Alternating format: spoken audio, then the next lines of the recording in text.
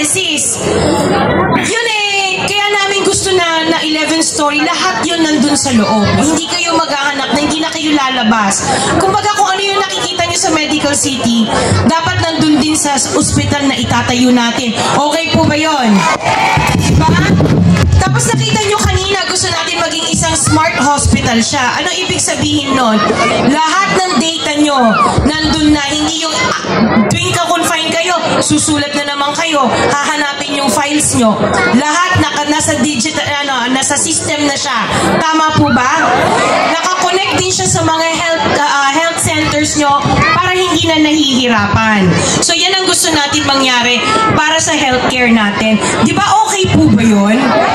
Tapos yung existing PCGH natin, i-upgrade din natin siya, aayusan din natin para maging okay ang serbisyo. I'm not sure, nabanggit yata ni Consi Junjun na na-inspire kami sa isang Gov Tamayo sa South Cotabato. Tama po ba?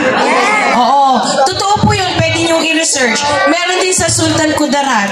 Meron din sa Iloilo City. Sila yung mga probinsya, pero zero billing sila, walang binabayaran sa ospital.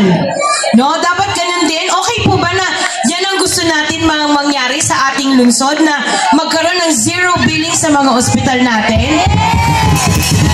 Hindi kami nangangako. Yung sa ospital, hindi kami nangangako na maitatayo namin ng 2 years. Baka sabihin nyo, imposible naman yun. Contractor po kami. So alam namin kung ano yung pinag-uusapan namin. May tinayo kaming ospital ngayon sa Manila. Last year namin siya inumpisahan. Ngayong taon tapos na siya. 2 years. So kayang-kaya magpatayo ng 11-story na ospital. Kaya this?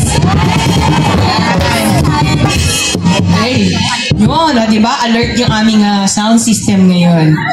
Siyempre, ang gusto natin, magpatayo din ng pabahay. Nakita nyo naman kung ano yung gagawin natin. Dito pa sa Santolan, meron kayong pabahay na itatayo. Gusto nyo po ba, sino walang bahay pala? Dami. Gusto nyo po madestino sa Tanay o kaya sa Laguna? Ayaw nyo, diba? Kaya namin, magtatayo tayo ng isang pabahay na kung saan kayo titira pa rin sa Pasig, hindi kayo madidestino sa Tanay or sa Laguna. Okay po ba yun?